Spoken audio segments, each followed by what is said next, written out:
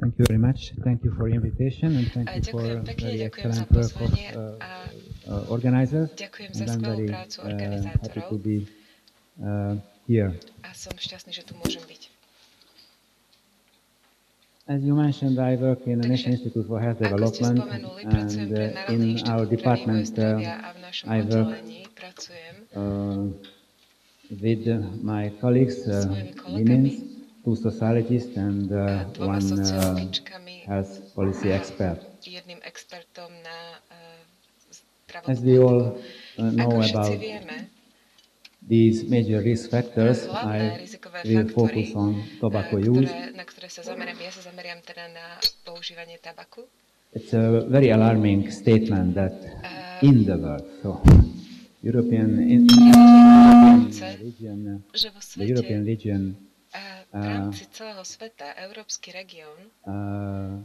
consumes and the tobacco smoking in the world is the highest rate. So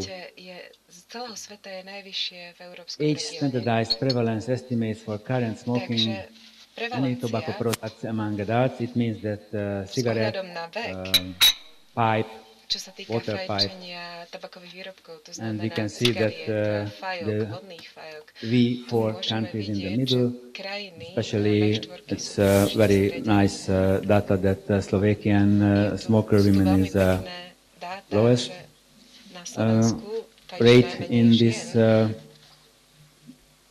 graph. But we have so many different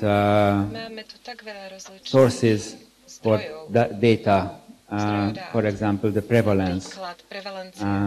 Of course, prevalence is a good indicator if we would like to follow the changes, or if we would like to measure the effect of tobacco policy measurement.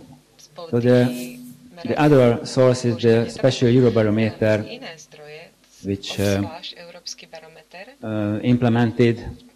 The field work was done in 2014, and the prevalence data is almost the same as we saw the previous slide. So, of course, everybody knows this European Health Interview Survey. We wait for recent data about this survey, and we will use it our work. We have a preliminary report about from this survey, and you can see the Hungarian data. The occasional smokers little bit decreasing, but daily smokers a little bit increasing in Hungary, the percentage of the smokers. It's very important to have data about the adult population and the percentage of smokers in adult population, but we also should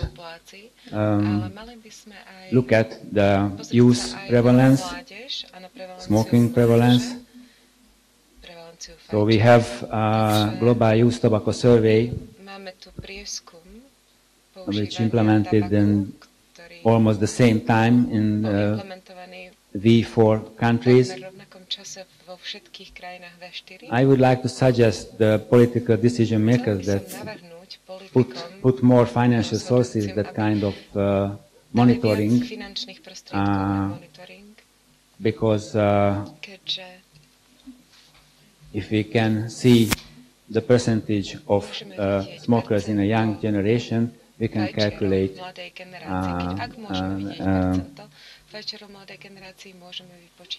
what we will have in adult population. After the protection of non-smoker rights implemented in Hungary, that was in 2012, we can see, for example, that exposure to tobacco smoke in public places decreasing. So we can follow the one measure effect if we would like to see, if any. A very powerful weapon and source of good and best practices, the Framework Convention for Tobacco Control, and guidelines and the protocol. And we have a chart that we can see that the implementation level of V4 countries of different FCTC paragraph. For example, 8 is protection of non-smokers.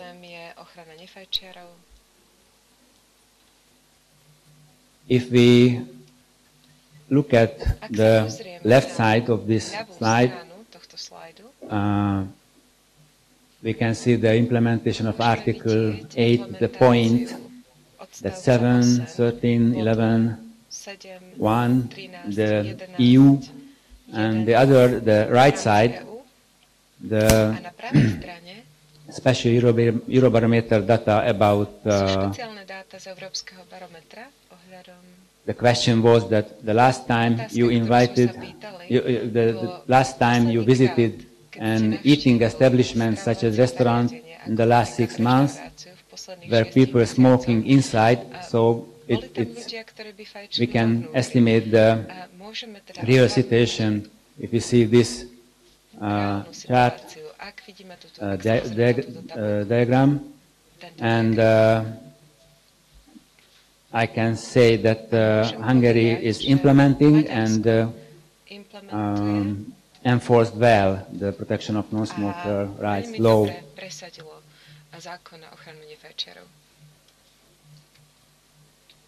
The Framework Convention on Tobacco Control is not so long text, but contain almost everything. Why I say almost? Because electronic cigarette is a new one, so it's a new problem we faced in. But the traditional tobacco products, tobacco control measurements, we can find every type, every kind of good example, and not only for regulations, but public health, any other public health measurement, for example, mass media campaigns and so on. Very important to know that at regular 2 years intervals, the parties of the conference who signed and ratified the FCTC give the report, the country report, to the FCTC Secretariat, and it's very interesting to go through these reports, and may I suggest you, if you would like to get more data, it is an online searchable database, so you can find every kind of information about tobacco control in different countries all over the world.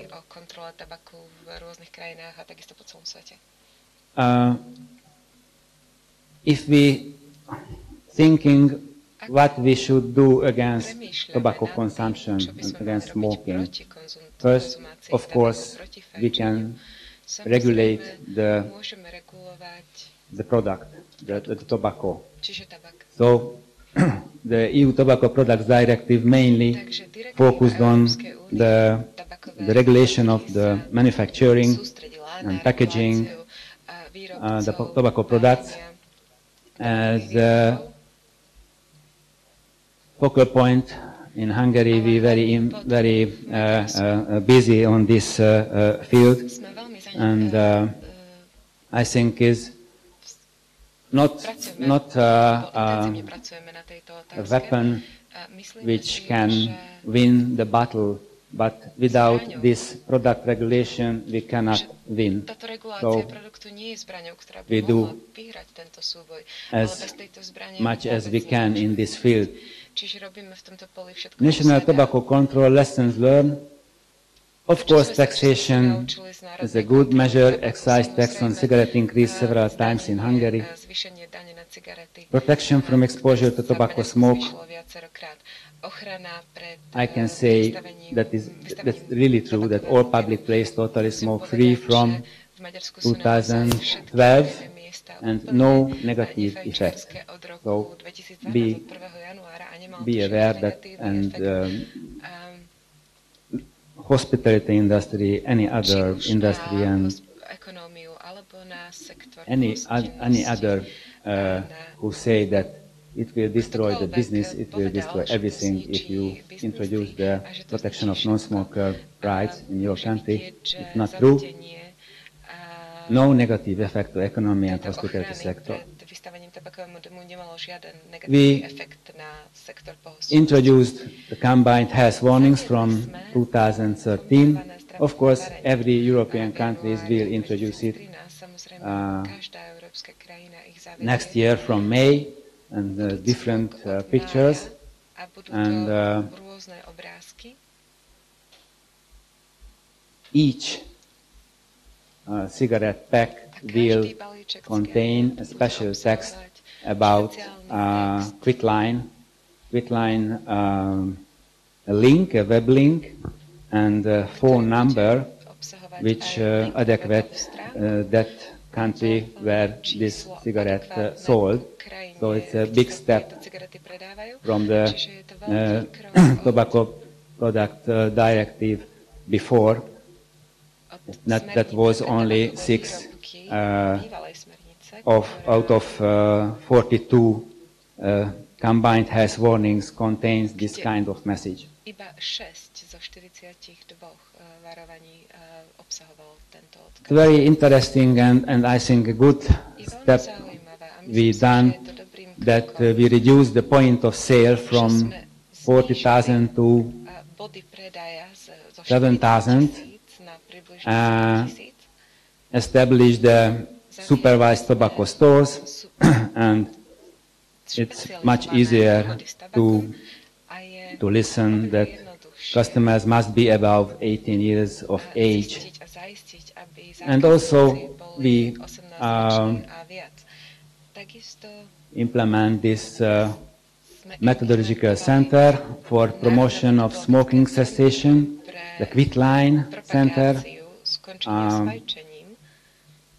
They receive more than 10,000 calls per year.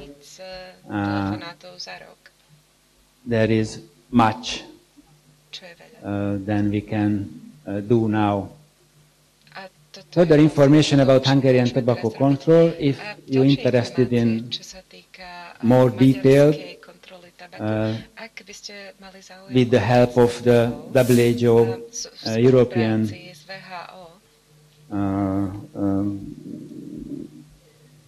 leaders and office, we produce this booklet, and if you thinking that you would like to introduce, for example, that kind of measure, that the protection of non-smoker, you can find every kind of information for the debate and a good argument, I think. So it can be useful for the before the parliamentary debate and all this process. I mentioned that new Tobacco Product Directive, it's, for example, we totally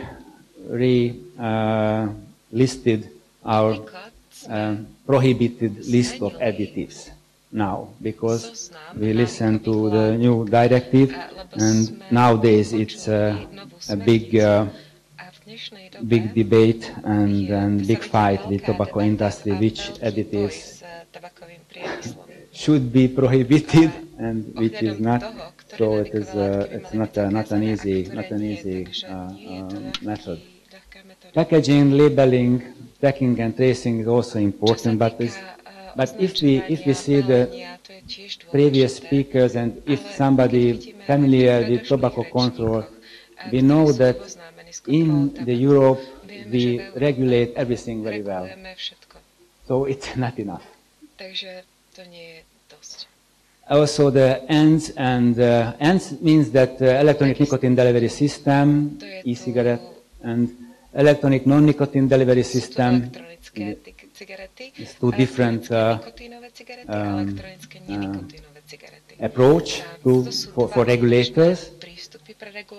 Plans in Hungary that regulatory in accordance with the new TPD that we would like to regulate both of them in the same regulation. It means that not allowed to use e-cigarette in the future were not allowed to smoke tobacco products. And we would like to ban of e-cigarette advertising, for example.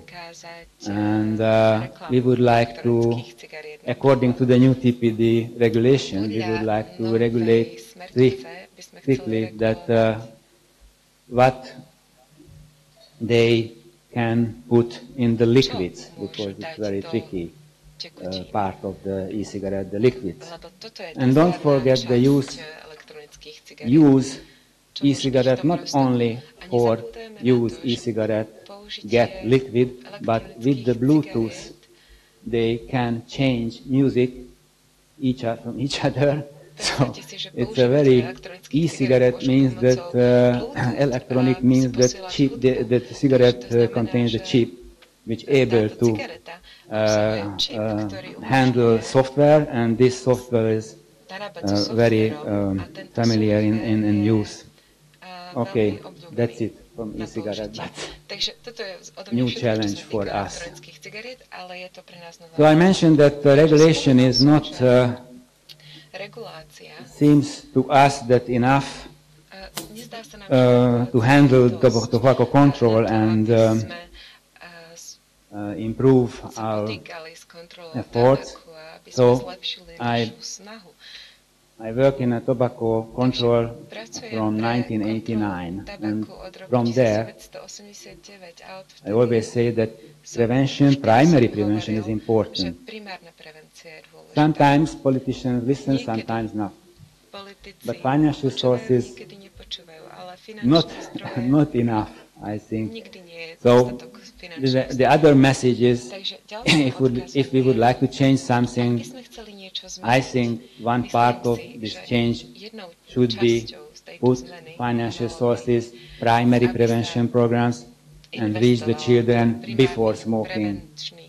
This is a simple message, but I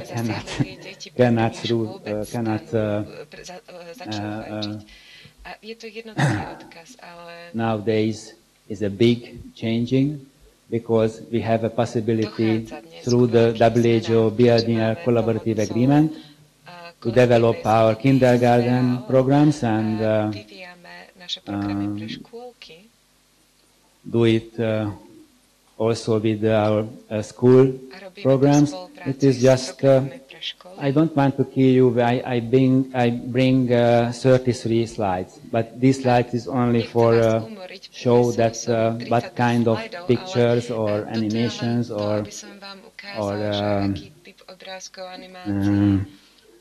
other methodological equipments we use in these programs. Yes, the other important thing that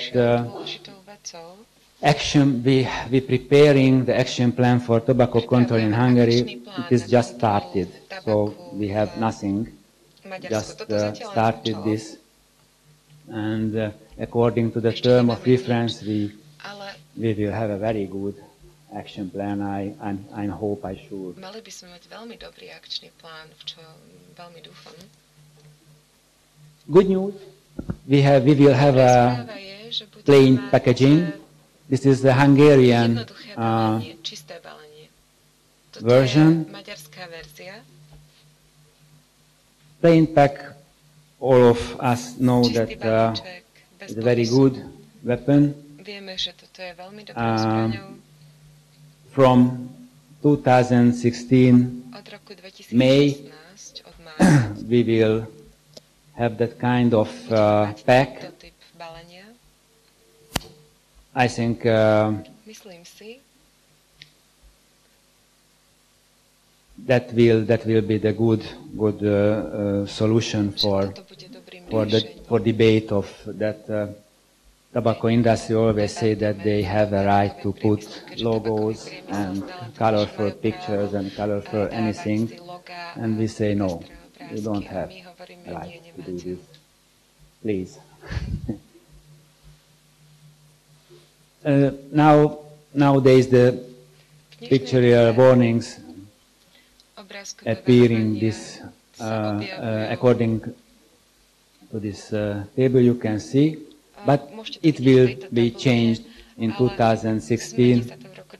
All the 4 countries will introduce the new pictorial warnings, 65% back and head, so the pictorial warnings will be bigger, and all packages will contain the information in yellow background and black text, with quitline facilities. Informáciu o linke, ktorá pomáha prestať s fajčením. We heard that the main international goal in tobacco control, that 30% relative reduction in prevalence of current tobacco use in persons aged 15 plus years.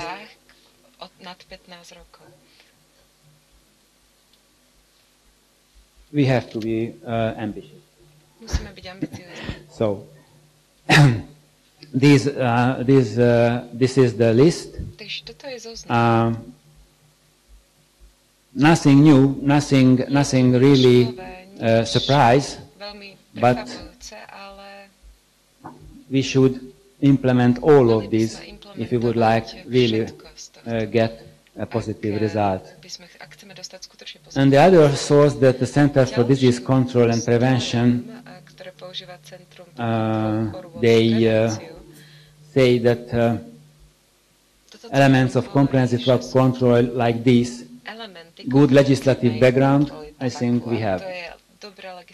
We have in Europe, and there's no problem. Mass reach health communication interventions, absent, totally. Tobacco prevention programs for children and youth. This is my amendment to this TBC, but I think it's also absent.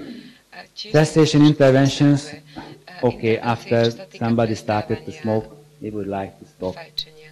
And good monitoring and surveillance, of course. We have an official World No Tobacco Day each year. It is a good possibility to share experience and communicate to the public. And this is my last, I hope. Yes. Keep in mind that to make behavior change, it is important to maintain existing interventions and implement further interventions to strengthening and accelerate positive trends in tobacco control, motivation, capability, opportunity. We should focus this triangle. And in the last slides, the sources which I saw that it can be useful for you. Thank you for your attention.